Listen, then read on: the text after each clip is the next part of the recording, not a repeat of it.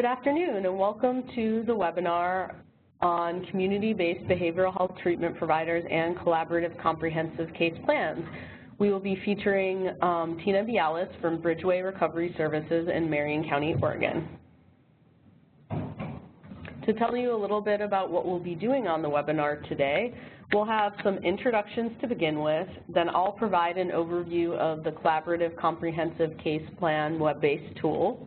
Then we will have Tina discuss Bridgeway Recovery Services or a behavioral health provider as the lead case planner. We'll have plenty of time for questions and answers.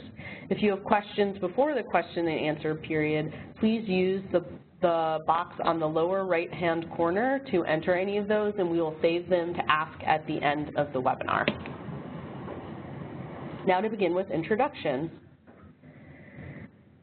Tina Bialas has worked with individuals struggling with mental health and addiction issues for more than 20 years. She is currently the Director of Behavioral Health Services at Bridgeway Recovery Services in Salem, Oregon, and spent 5 years as the clinical supervisor of Bridgeway's corrections treatment team, which includes master's level co-occurring therapists, certified alcohol and drug counselors, and certified recovery mentors. Tina's area of interest include evidence-based interventions with corrections-involved populations in treatment settings, women's issues in recovery, and effectively working with co-occurring population. She earned her master's degree in counseling in 1995 from Portland State University and has been certified as an alcohol and drug counselor for 17 years. Then I am Sarah Wurzburg. I'm a Deputy Program Director for Behavioral Health at the Council of State Governments Justice Center. I oversee the training and technical assistance for the Second Chance Act Reentry Program for adults with co-occurring substance use and mental disorders, as well as the Justice and Mental Health Collaboration Program. I also oversee our courts work and our substance use disorder work. We are lucky enough to have the support of the Bureau of Justice Assistance for this webinar. BJA helps to make American communities safer by strengthening the nation's criminal justice system.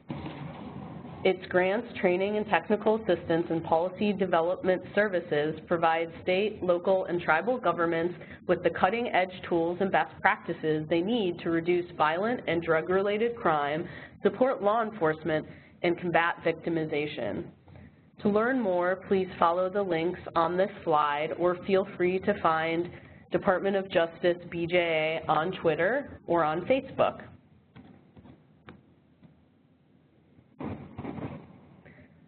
At the Council of State Governments, we're a bipartisan policy solution organization dedicated to all three branches of government. We work on various policy issues such as healthcare and transportation, and in the Justice Center, we specifically focus on criminal justice issues.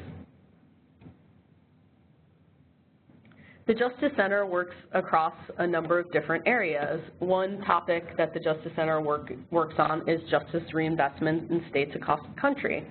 We also work on behavioral health. We have a whole division focused on behavioral health, and we have products through that, such as this webinar. We work on other topics, such as reentry and employment, juvenile justice, and school discipline. This webinar is brought to you by the National Reentry Resource Center. The National Reentry Resource Center was authorized through the Second Chance Act, which was passed in legislation in April 2008. Since then, the Council of State Governments Justice Center has been lucky enough to be the sole technical assistance provider to the grantees. That has included over 600 juvenile and adult reentry grantees since the beginning of the Second Chance Act grant program. The NRC is administered in partnership with the Bureau of Justice Assistance from the U.S. Department of Justice.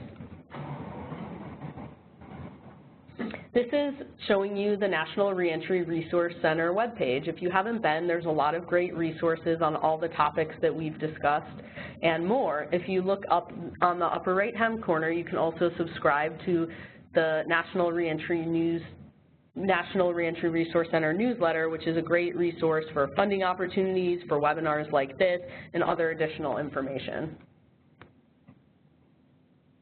Now I'm going to provide an overview of the Collaborative Comprehensive Case Plan webpage. So this is what the top of the case planning web page looks like. This was developed as part of our work throughout the country and working with over 600 jurisdictions, as mentioned in the previous slide. And we really found that one of the critical issues facing these sites is really how to combine behavioral health and criminal justice or criminogenic risk information into case plans to have a balanced way of working with people with behavioral health needs within the justice system. So in order to respond to that need, through the Second Chance Act Reentry Program for adults with co-occurring substance use and mental disorders grant, we were able to develop this tool to support grantees in working through the issues of reentry and behavioral health. We also think there's a lot of applicability for this case planning model in behavioral health diversion efforts as well. The Behavioral Health and Criminal Justice Framework was developed in 2012, and this was a way of thinking through prioritization for people within the criminal justice system with behavioral health needs.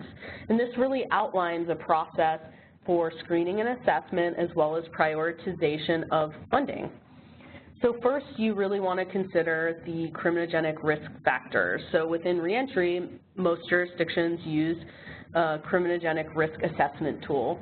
And from that, you either have a low-risk offender or a medium to high-risk offender.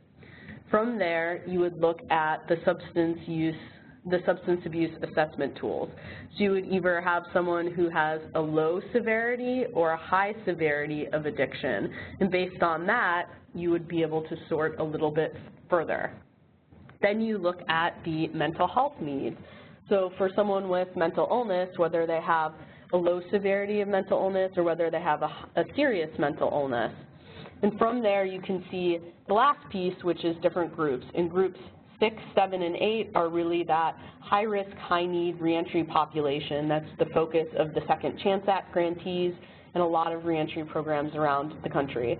If you look at the other piece that's circled, groups 2, 3, and 4, a lot of those folks who are lower risk and who have behavioral health needs might be fitting the eligibility for diversion in different jurisdictions.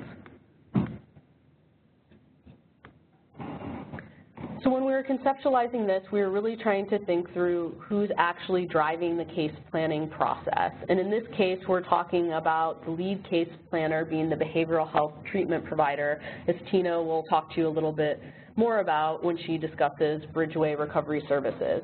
The lead case planner can also be a corrections agency or a community supervision agency, and within this web-based tool, we have 3 different profiles of examples for all of this. This wheel is really meant to help jurisdictions think through who could be at the table when you're developing these case plans or reentry plans. So it goes through the different stakeholders that you might want. The participant support system, that could be family, that could be other supportive individuals, child services agency for people who might have children, or particularly children that might be involved in the child welfare system, a medical provider to make sure those health issues are taken care of, since many people with co-occurring disorders do have comorbid medical conditions as well. Thinking through how the substance use treatment provider and the mental illness treatment provider can be included. In this case, on this webinar, we're going to talk about a behavioral health treatment provider who covers both of those things, but in some jurisdictions, there are 2 separate providers for each of those. We also want to see if the courts would be involved, depending on which stage in the adjudication process it would be. Community supervision, if the person is on community supervision. Connection with the correctional facility when we're talking about reentry, so whether that be jail or prison. Vocational or educational providers, so if the person is taking a GED class, that might be something that should be included in the case plan, for example. And then specialized housing provider, as well as peer support if it's available.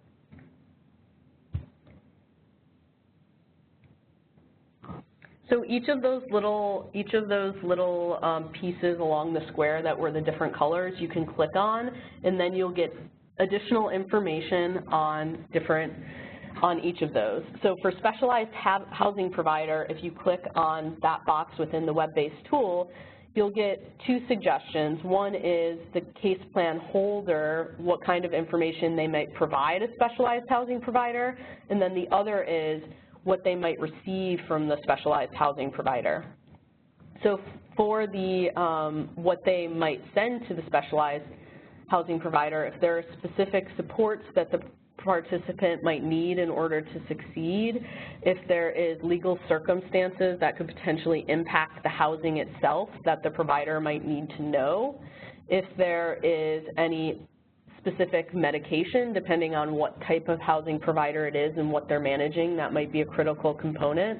And then on the flip side, the lead case planner might want to receive information on if the specialized housing provider is actually providing other services, so they might actually have different groups available at the housing provider depending on the type of provider it is, if there are specific housing rules that could affect the participant's eligibility to be able to stay in that house, and if there are any changes, if the person's no longer functioning as independently, if there are changes that might be critical to know for the behavioral health provider, you'd want to have a two-way communication regarding any of these issues. And then within a correctional facility, so the lead case planner would want to know if there are screening and assessments in the correctional facility, if they can get a copy of those potentially to see what those are. If there are any details on the services actually provided within the correctional facility, that would be critical to know.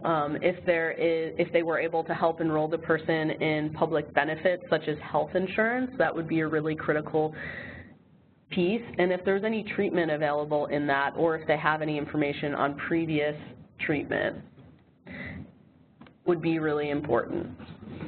And then the lead case planner can also help provide some of that information on screening and assessment if they're able to do in-reach into the facility. If the correctional facility is developing a reentry plan, they would really want to ideally be a part of that plan and be doing the in-reach in order to help put the behavioral health services that they'll be providing in the community into the correctional facility's reentry plan. So there's a lot of information that can be shared back and forth through this process. So in each section of the web page for the lead case planner, we have a profile. So this is showing you the profile for Bridgeway Recovery Services. And it goes through notable features, and then it has additional information, which you'll hear about Tina's program, so I won't go through this, just to give you a feel for what it looks like.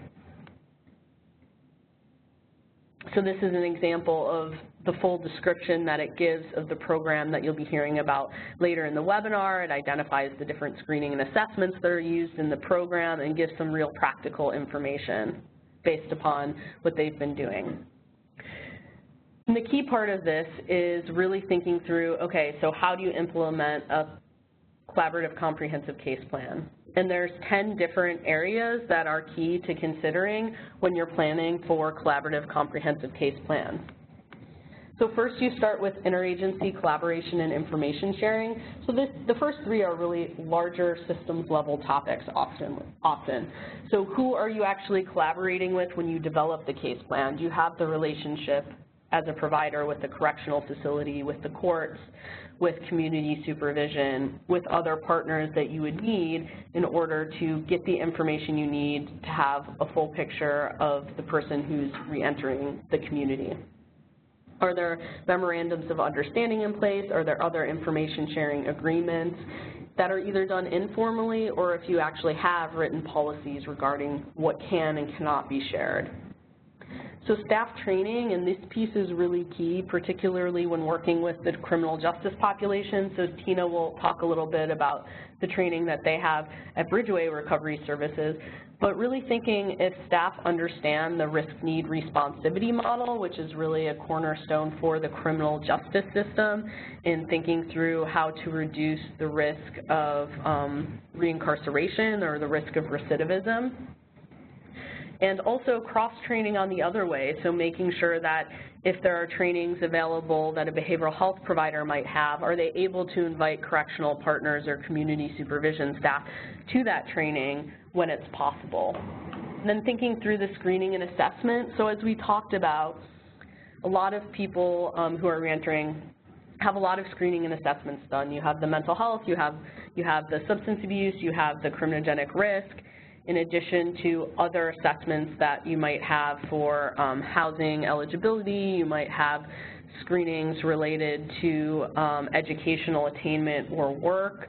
So thinking through how all of these things really fit together into one case plan. And then case conferencing procedures and developing protocol can be really important. So I had been discussing how the behavioral health provider, if possible, would be able to do in-reach into the correctional facility in order to be part of that reentry case planning process, in order to talk to the correctional staff who's been working with them, potentially the jail medical provider, as well as community supervision. And then if there are other community-based providers, such as housing or education, who are also working with them that might actually be at that meeting, including the participant and potentially participants' family members as well. So making sure that there's a protocol there so that the provider is really included in those conversations. So a key part of this is participant engagement, so making sure the participant is involved throughout the process and really buying into the own plan that they'll be working on as they reenter the community. One form of engagement that has been useful to Bridgeway and some other groups is using a peer recovery support specialist to help with engaging the clients, really having someone who has walked in their shoes and who can really relate to the participants has been successful in a lot of programs we've worked with. One real issue is how to prioritize the needs and goals. So you have all of these assessments. You have these criminogenic risk factors. You have a person who has addiction. You also have a person with mental illness. How do you actually prioritize the needs and goals? So thinking through which are the top issues and goals is a really key important area. And for behavioral health providers, in addition to that substance use and mental health piece, in some cases, you may also be asked to address some of those criminogenic risk factors, and how are you able to do that and be responsive to the needs of the population. The next priority area is responsivity, and this is really thinking through how to be, as it says, more responsive to people, but really thinking about cognitive abilities, different ways to be more responsive culturally to people who are reentering or within the programming as well.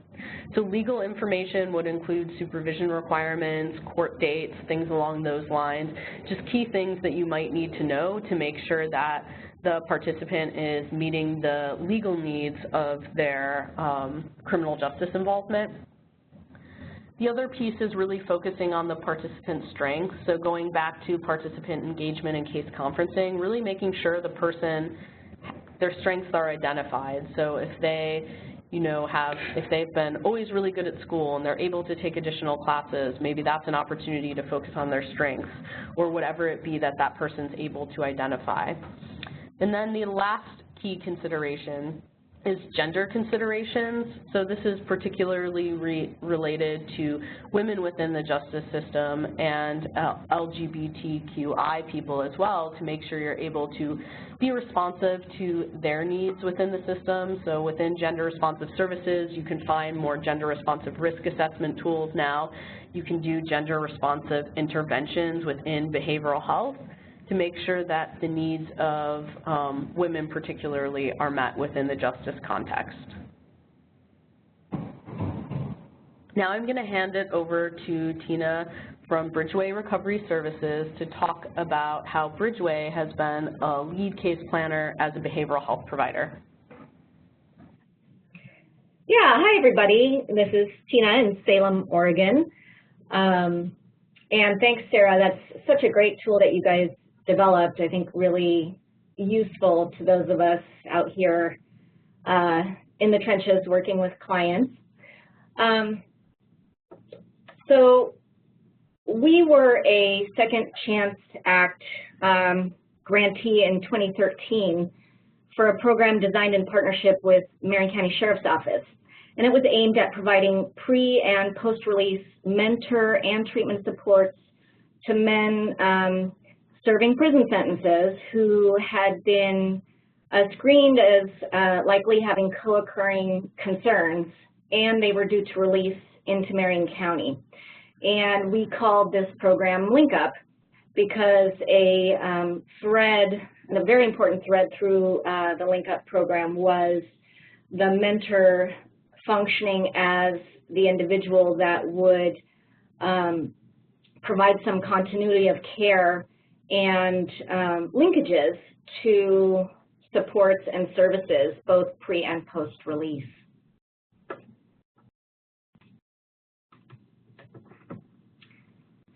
So Bridgeway is a private nonprofit behavioral health treatment agency, and we've had a presence in Salem for more than 20 years.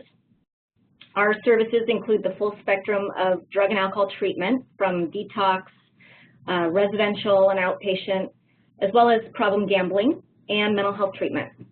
We also own and operate a 16-unit apartment complex, and that allows us to offer transitional supported housing to many of our corrections-involved clients that, as you all know, have some pretty particular housing challenges many times, not only as they release from incarceration, but also just as a person on community supervision with criminal histories.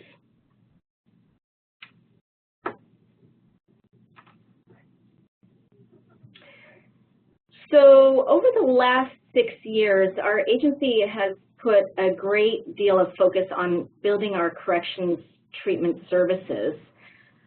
We've been able to expand the team from 4 staff to 16, including mentors, drug and alcohol counselors, and co-occurring therapists.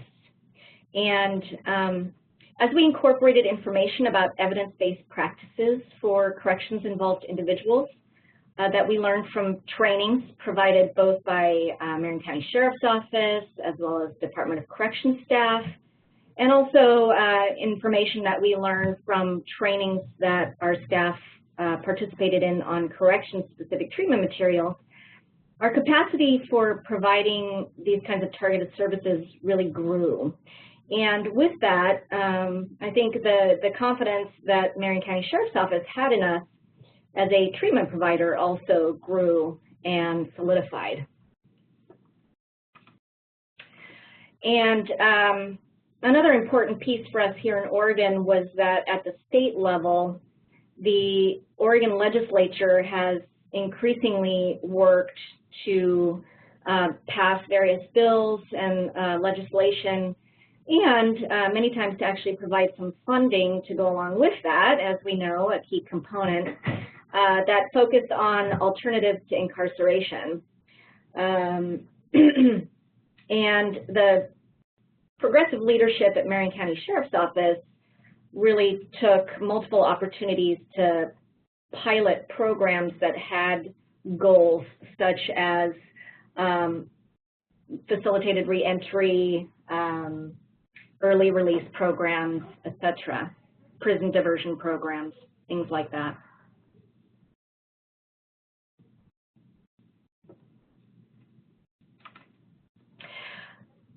A few examples of the contracts that we have with Marion County Sheriff's Office include prison diversion programs, such as Senate Bill 416 and the Family Sentencing Alternative Program. Both of those, in fact, all of these programs target medium or higher risk to recidivate individuals. And as you can see, each has a slightly different target population, but all of them are identified as likely needing drug and alcohol treatment, many times also needing mental health treatment, and everyone needing extra supports around addressing criminogenic risk factors. The jail reentry and the Women's Accelerated Reentry programs are actually examples of programs for folks transitioning from incarceration into release back into the community. And our Women's Accelerated Reentry program is actually our newest contract with the Sheriff's Office. We've just started our 2nd year with that program. And it's been an exciting addition for us in that it allows us to work with women releasing from the only women's prison that we have here in Oregon. They are up to 6 months prior to their actual release date being transferred into a bed at the transition center, which allows us access as treatment providers to start working with them and provide them, in this case, co-occurring treatment, and then helping them navigate their transition back into the community.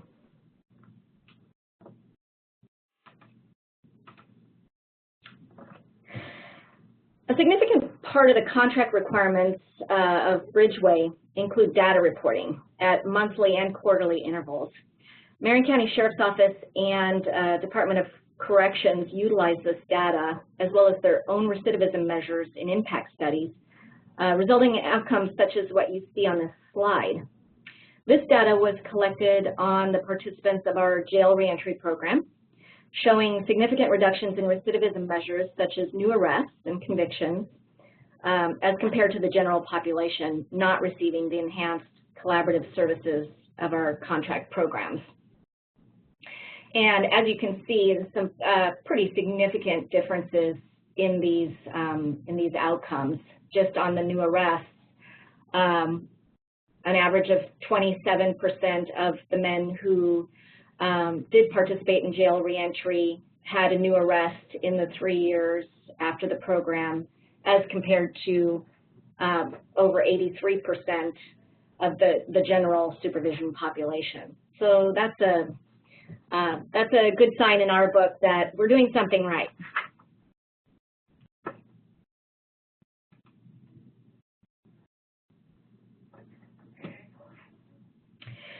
So an example of some of the service enhancements is seen in our reentry programs, which entail treatment staff entering into the local prisons, as well as the county jail and the transition center, which is also known as the work release center in some jurisdictions, to provide mentor supports and engagement work, as well as some of the in-custody treatment that I was just mentioning, and transition services, such as, for example, mentors picking men who have often spent many years in prison, picking them up at the gate on the morning of their release, and literally spending the entire first day with them, driving them around to orient them to their new housing, getting them to their intake appointment with probation and parole, as well as to our clinic in order to get registered to start that active treatment episode, helping them secure food boxes, etc. So it's quite a comprehensive, broad in scope type of model that we have been working to employ. And so the corrections team at Bridgeway works with about 250 medium to very high risk to recidivate individuals per month. Caseloads remain relatively low to allow for greater than average service contacts, as well as frequent communication with the POs. Some of the research on treatment dosage for corrections-involved individuals shows that about 250 to 300 hours of structured cognitive behavioral-based interventions provided by treatment, probation officers, other providers of services can positively impact recidivism rates. And so, of course, in an outpatient setting, this requires longer treatment episodes and some pretty assertive treatment planning, as well as some structured interventions provided in the community correction setting.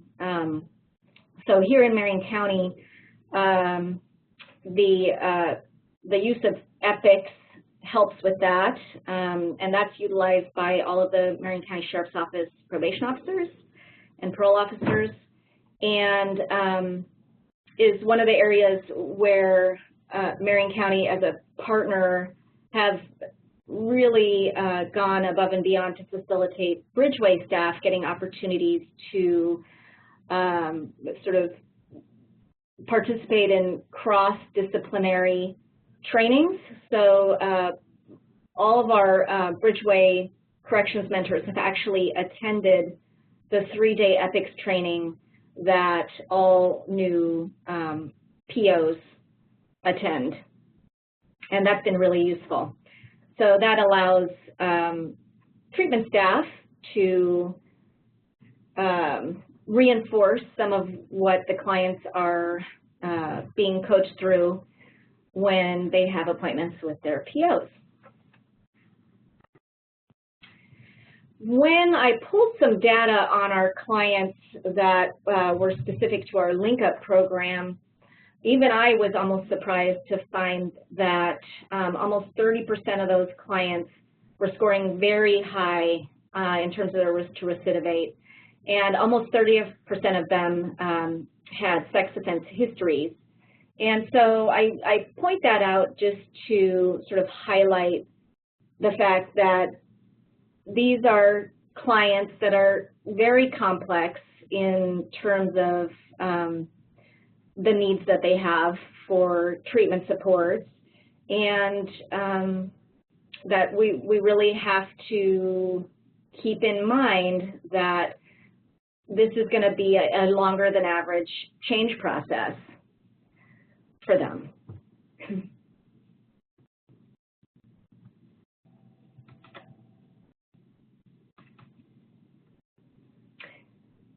This is just a quick visual that I put together to show sort of how the risk levels break down in terms of the referrals that we receive from Marion County Sheriff's Office. We don't provide any treatment services out of the corrections treatment team for those clients who are low risk, although they do often receive treatment at some of the other locations that Bridgeway has.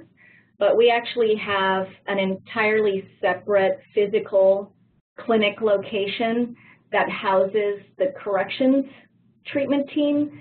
And that's one of the ways that we really are trying to facilitate keeping low risk to recidivate clients from spending too much time socializing with those clients who are medium or higher risk. And so as you can see, we average about 30% medium risk, 45% high risk, and 13% very high risk overall in terms of the referrals that we receive.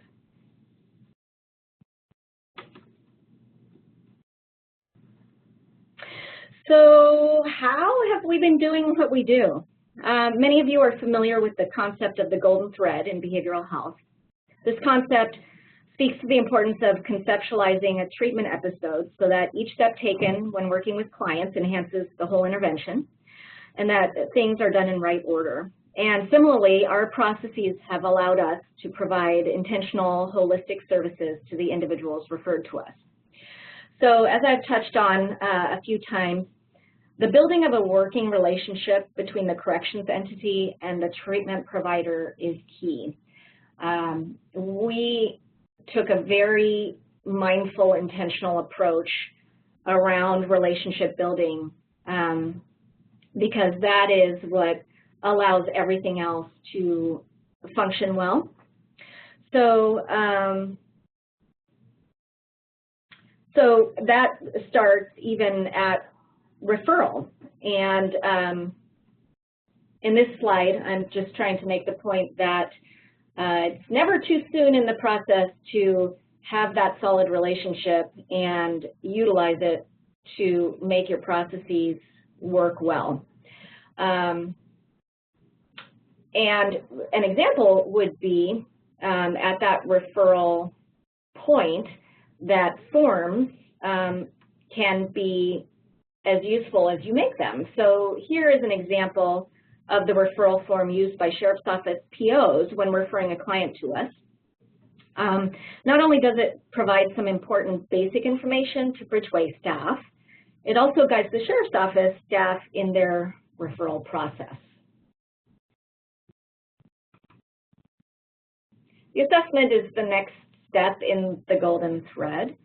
And once the assessment begins, assuring that the treatment staff are trained to identify and capture the risk, need, and responsivity factors of the client's case is very important. And here, once again, is a point where forms and, of course, your processes can be very useful. So, for example, at Bridgeway, we built our own assessment document within our electronic health record.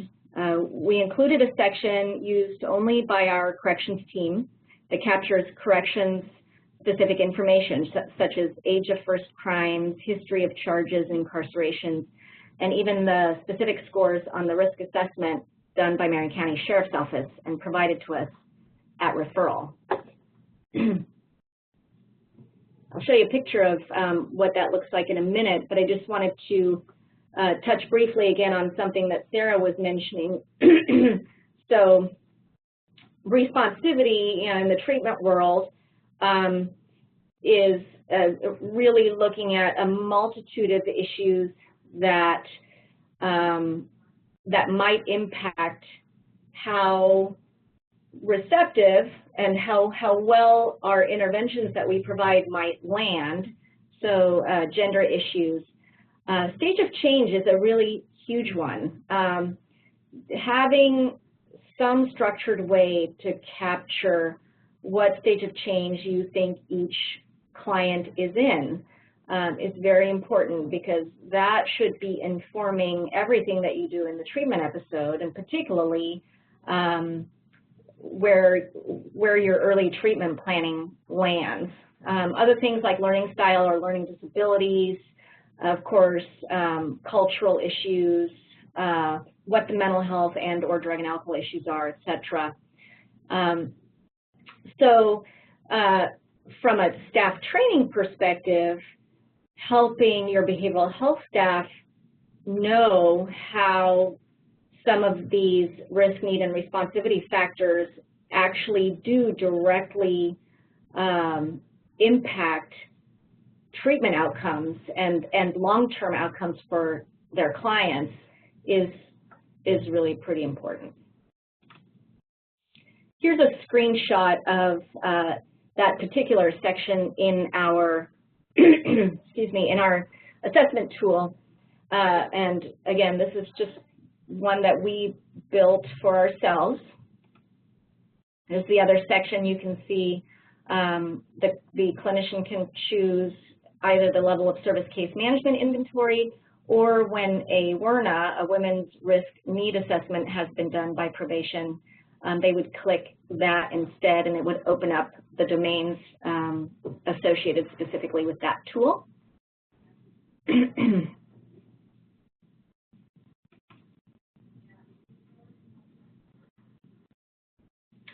So the LSCMI is stands for Level of Service Case Management Inventory. It's actually pretty widely used here in Oregon to measure an individual's likely risk to recidivate, and addresses key domains such as education, drug and alcohol use, family and marital issues, leisure, recreation, criminal history, et cetera. And so we've found that including the information as to which domains the clients have scored highest on informs the treatment planning that's done later with that client. Additionally, the screening instruments that we use in our intake packets provide important information that is incorporated into the assessment write-up as well as treatment planning. So here you see screenshots of some of these tools, including this one, which is the Texas Christian University Criminal Thinking Scale, which measures criminal thinking errors. Here's the Modified Mini, which is a great tool to give a basic sense of the mental health concerns that might be at play for the client, and it is divided up into 3 sections, really looking at DSM criteria for anxiety disorders, mood disorders, and psychotic disorders. And we also use the TCU Drug Screening 5 as a baseline measure of drug and alcohol use in the last 12 months. All of these screening tools are in the public domain, and they're easy to use. And I have had the corrections treatment team using all of these. So even the drug and alcohol counselors are trained to be able to look at the mini-mood and understand when it flags a client that potentially might need to go on to meet with one of the co-occurring therapists for a mental health addendum.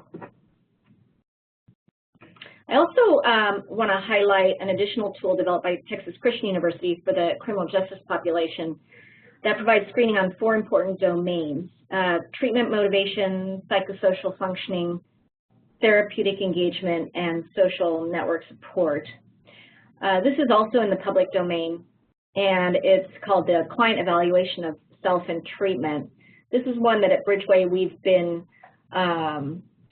piloting, and what's really nice about this particular tool is that you can print it off either by section if you just want to measure one of these 4 domains, or you can print it up in such a way that all of the questions are sort of incorporated into one larger screening tool.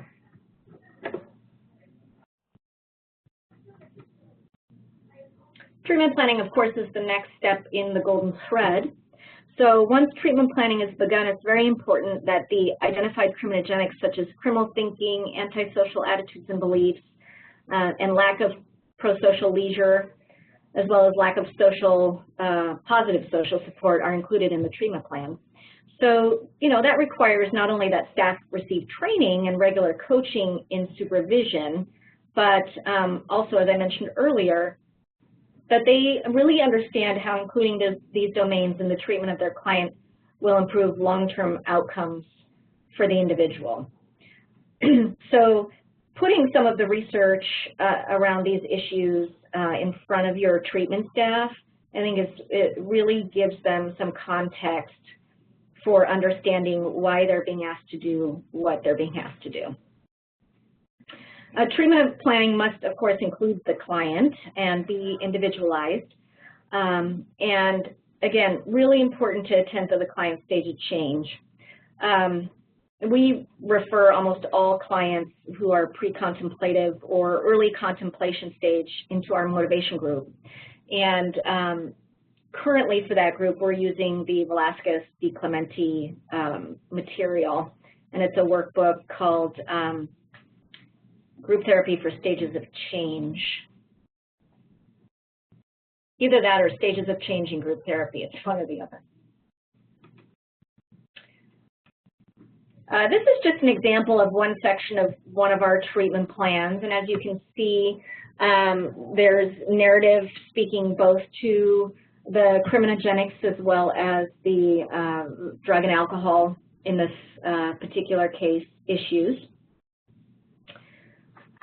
And what you see in the intervention section there is that this counselor was referencing one of our treatment groups that utilizes corrections-specific treatment materials coming from out of the change companies. I'll speak to that in just a little bit. And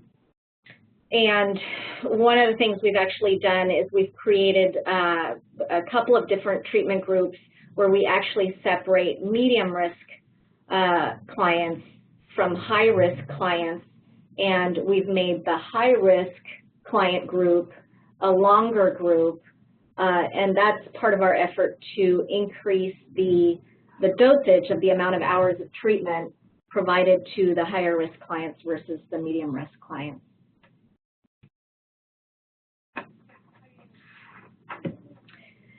In the golden thread concept, one of the guiding principles is that you should be treatment planning with the end of the treatment episode already in mind. So where will your client be at the end of a successful treatment intervention?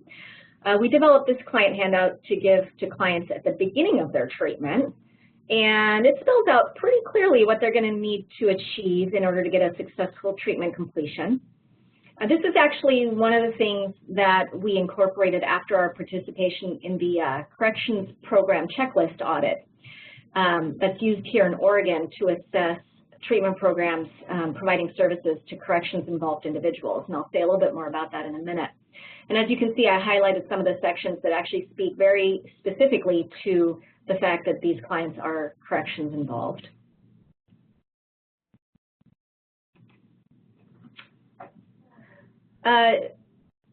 Some of the additional guidelines that we've been incorporating include these that you see here. So when at all possible, avoiding program-driven treatment planning, and meaning if you, for example, are referred under X contract, you automatically go into this pre-structured sequence of groups for that contract. That would be an example of program-driven treatment, as opposed to individualized treatment, where really you're following the golden thread and doing an assessment to see what is that individual's need and how can I put together a package of treatment services and supports that is specific to that individual. Addressing responsivity factors, like I've talked about, really staying sensitive to the importance of gender-specific treatment, as Sarah mentioned, especially important for our women who, as we all know, by and large have almost uniformly experienced pretty significant trauma, as have our male clients, but the experience of that trauma and the nature of that trauma is so debilitating to so many of our women, and putting them in groups that are gender specific, for example, is hugely significant. Remember that you're going to need to allow for longer treatment episodes.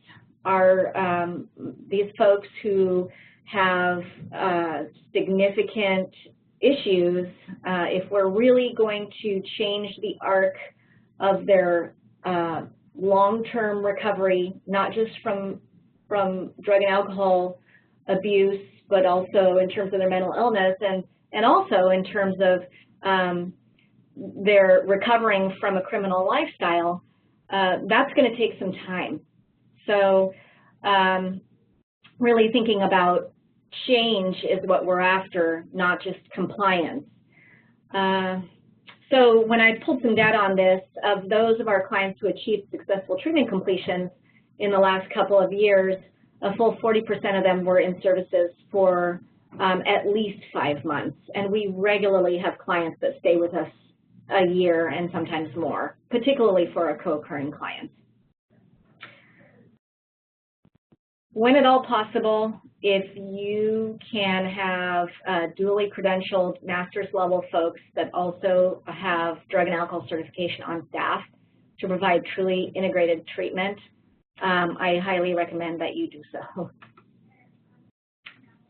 And always be mindful that as treatment providers, we might sort of get especially focused on providing services for the addiction needs, the mental health needs, and of course, that is hugely important. But if we lose sight of the needs around addressing criminogenics, we really are not going to see outcomes that are nearly as good as they will be if we do that piece as well.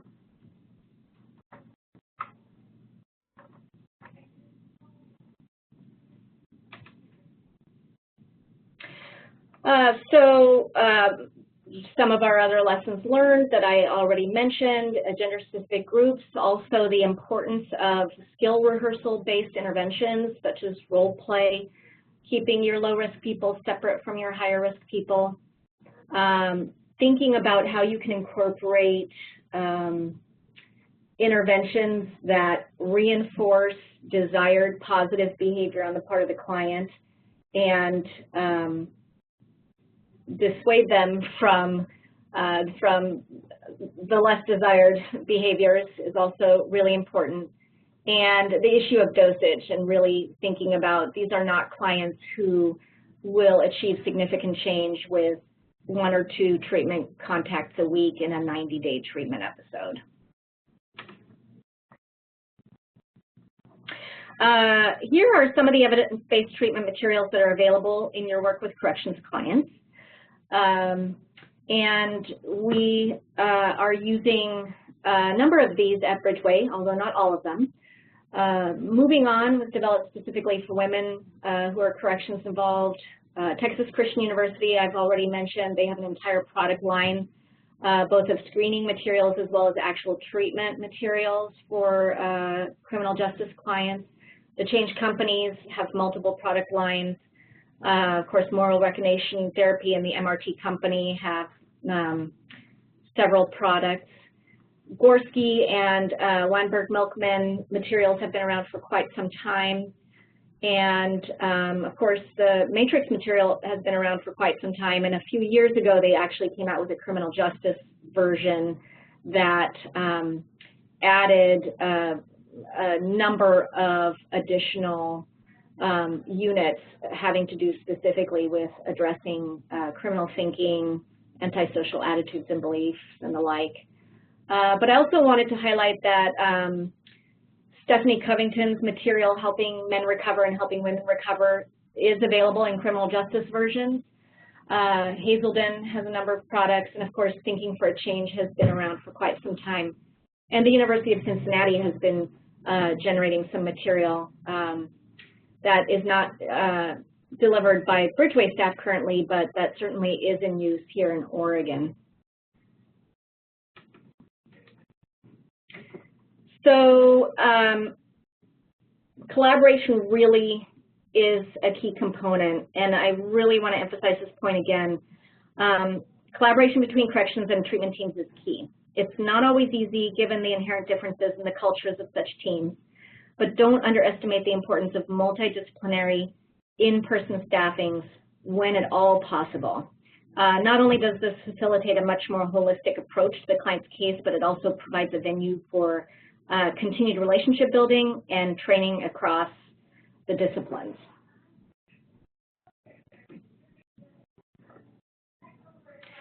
I mentioned the correctional program checklist audit earlier. As stressful as undergoing that process can be, it really proved to be a hugely important component for Bridgeway in learning how to specialize our approach to the treatment we were providing for our corrections clients. And as you can see on this slide, there are very few states in which a systematic review of programs and collection of data is being done. So if you're in one of those states, I really encourage you to, if nothing else, just start some conversations with your partners around what that could look like, because it has been really instrumental for us in expanding and challenging ourselves in this process. Other collaboration issues that many of you are aware of, our clients can present very differently from one setting to the next. So that communication back and forth helps everyone to have a fuller picture of what's actually going on with the client. We use a lot of email and phone calls for timely updates.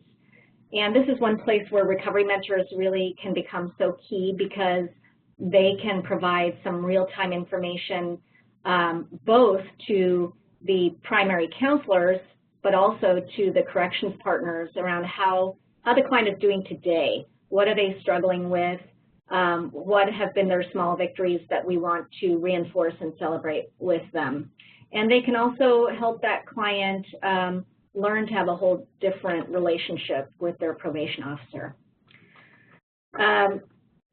Getting creative with your forms and using that as a method of communication can also be really helpful. Here's an example of a basic form that we use to provide a weekly mentor update to probation officers on our link-up clients. And it only takes a few minutes to complete. It's sent over to Sheriff's Office and is given to those POs that were assigned specifically to carry link-up clients on their caseloads. Here's another form. This is an example of a roster that we use for services that we provide outside of structured programming, such as in the jail and transition center. And notice the boxes at the top. Those domain areas mirror the need domains measured in the LSCMI.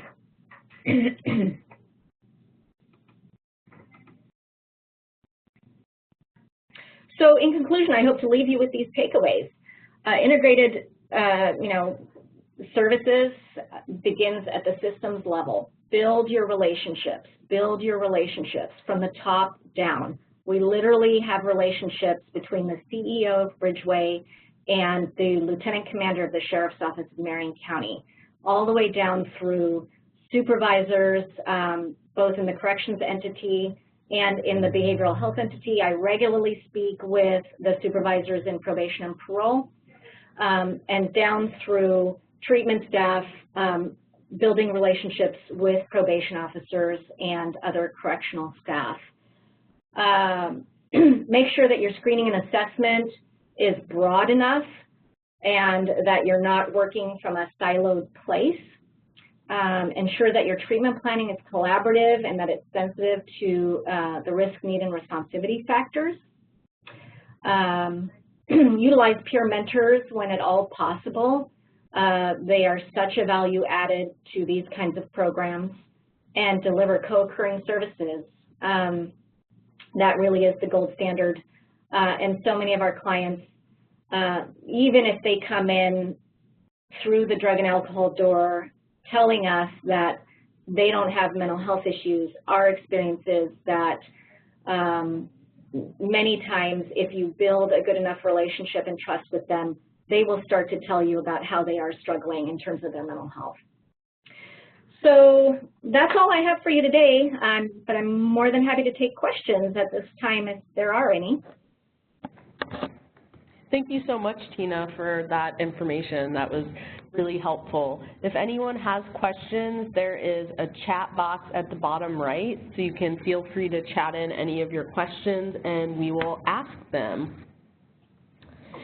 One of the questions that has come in is related to training. Can you talk a little bit about how you hire and train the behavioral health staff for your corrections program? Sure. So first of all, it starts with, think about a golden thread. When we post jobs that are going to be for the corrections team, in the posting, we are right away calling out the fact that we strongly prefer folks who have some experience working with corrections-involved clients. When we hire mentors, we are actually actively looking for folks who have their own lived experience involved in the correction system. And when we interview, we really ask a lot of questions that help us gauge what kind of philosophy or framework that that interviewee might be coming to us with around corrections-involved folks. So I'm listening for things like, are they aware that coming from a trauma-informed lens is something that is actually important to apply to corrections-involved clients, not just quote-unquote other clients, as well as, you know, what might their comfort level be in close interaction with community corrections. Do they seem like the type of person that could bring a collaborative, partnership-based approach, because we're not looking to hire staff who come from the old paradigm that, you know, we are at odds and I'm needing to protect my clients from their probation officer. That's not the culture that we have here in Marion County, and so I'm certainly not going to look to hire staff that maybe is coming from that place. And then once we hire someone, you know, really assuring that they get lots of supervision and coaching, not only from the supervisor, but from the rest of the team around that role of addressing criminogenics. So some of the training is just through that supervisory coaching for new employees, but also issues such as LSCMI scores and things like that regularly come up at team meetings and are discussed there. I've also really leaned on our community partners. We have some folks at the Department of Corrections that make themselves available to come to teams like ours and actually run them through the LSCMI. What is it? What are each of the domains trying to measure? How does it relate to recidivism data and research? So bringing those trainings directly to the behavioral health staff, because odds are extremely good that they were not exposed to that kind of information in their formal educations, including those who have master's degrees. Thank you so much, Tina. We have another question. It's when your clients have court dates, do you separate their appearance based upon their recidivism risk level? We don't, because we're not in charge of the court dates and who goes to court when. So, you know, that would be something that would have to happen at the sort of docket scheduling level, and I don't know that that's something that is incorporated. What I can say about court appearances, though, is that it is very common for our recovery mentors to go with our clients and oftentimes actually drive them to their court dates and just provide a lot of coaching and support and you know, advocacy. Sometimes the mentors speak to the judge if the judge asks them to chime in. Sometimes they just sit and are a friendly face in the audience, so to speak. And lots of role play around, okay, what can this look like? You're getting ready to go see the judge and talk about, you know, you've had some struggles, but you've been making some progress, so what can that sound like if you get a chance to speak with the judge? So that's where our role lies in terms of the client's interactions with the court. Thank you, Tina. And speaking of interactions with different partners, can you talk a little bit about how you were able to build the relationships at the higher level leadership within Bridgeway as well as the Sheriff's Department? Yeah, you know, as an agency, Bridgeway has relationship and the role of relationship as one of our core organizing principles.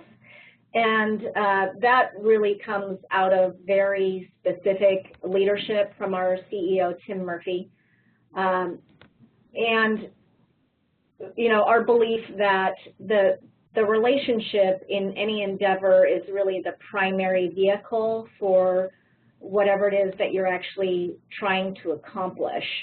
And so going back a number of years already, our CEO did a lot of reaching out to the sheriff and the lieutenant commander in charge of programs to have conversations about, you know, what are the needs of the corrections involved clients in our community, and how could the sheriff's office support Bridgeway via some contract funding and some of the training opportunities that I've mentioned, support Bridgeway in becoming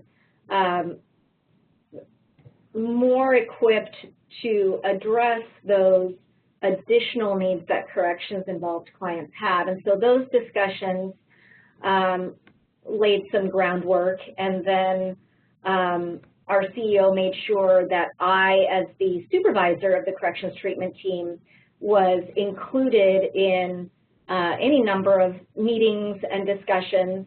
And likewise, on the corrections side of things, the Marion County Sheriff's Office supervisors made sure that they brought in staff from their teams that were involved with programs, referring to programs, collecting data on outcomes, and just providing as many opportunities as possible for staff to get together and understand each other's concerns and priorities and goals that they were trying to accomplish, provide regular venues to problem solve the sort of inevitable culture clashes that occur.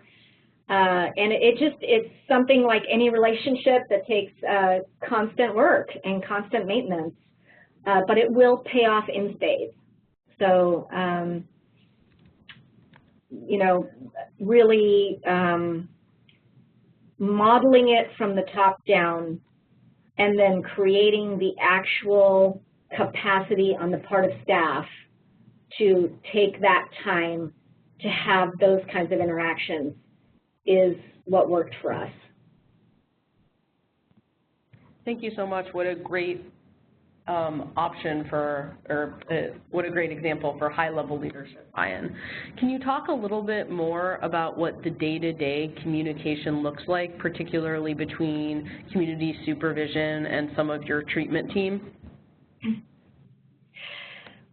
So I would say there's probably not a day goes by that pretty much every single person on the corrections team at Bridgeway has gotten some kinds of emails and occasionally also phone calls from Sheriff's Office staff on one thing or another.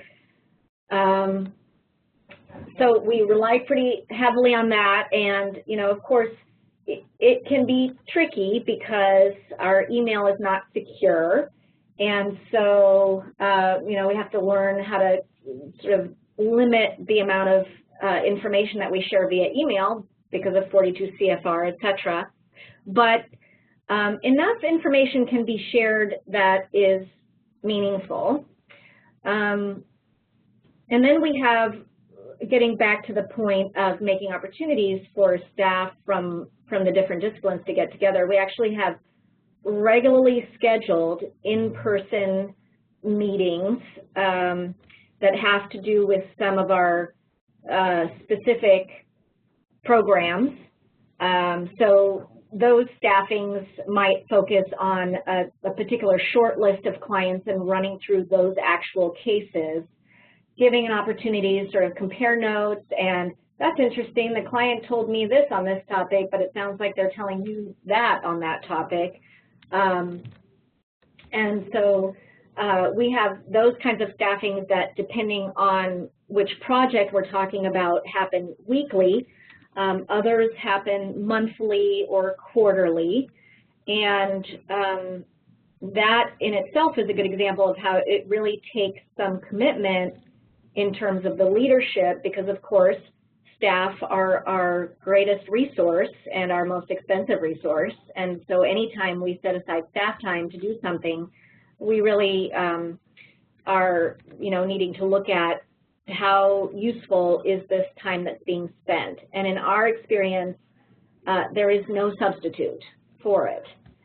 For those of you who are in more rural jurisdictions, you know, even a conference call that is regularly scheduled is better than nothing, or, you know, Skyping in, those kinds of things. So trying to think about those kinds of opportunities. And then, of course, the forms that I mentioned, you know, using, is there a way that you can develop specific forms geared to capture very specific kinds of information that's most important to share most regularly, that could be provided back and forth between the involved entities, above and beyond sort of your, you know, sort of typical monthly status report. Because what we know is that for interventions to be effective, they need to be very timely. So that whole concept that say, a response from a PEO to a undesirable behavior, you know, if that can be delivered in a very timely fashion, you know, same day, next day, within a few days, is likely to be significantly more effective than trying to consequence somebody off of, you know, a status report on something that happened almost a month ago.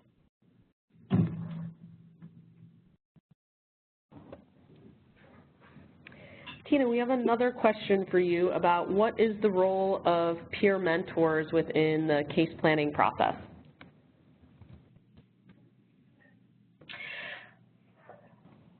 Well, their role is primarily one of adding to the overall amount of information that's available about the client, the state that they're in, what they're struggling with, what their primary concerns are, what their biggest skill deficits are. So mentors are uniquely positioned to collect a lot of information like that, and that information, when it's communicated well and in a timely fashion, allows the counselors and the probation officers who are actually crafting case plans or treatment plans in our case to incorporate that into their conversations with the clients, how they're writing up measurable objectives or, you know, targets for services and supports. And so it's really that communication that's sort of real-time, on the ground. I spent, you know, 5 hours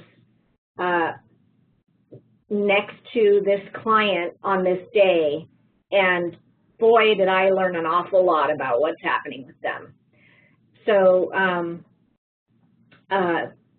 that truly is just one of the huge benefits of having peer mentors on board. And of course, part of the training for them is how do you determine how to appropriately share that information, because we still want to guard confidentiality as much as we can so that we don't damage the relationship between the mentor and the client. And you know, that just takes a lot of supervision and a lot of coaching, and I do monthly group supervision just with the mentors so that we can process mentor-specific issues and provide some ongoing coaching and support around what it's like to be in that kind of a role. Thank you so much, Tina. And that was actually our last question, but if anyone has any follow-up questions, our contact information is on the screen, so you can contact either me or Tina, and we're happy to answer additional questions for you. Yes, and thanks everybody for attending.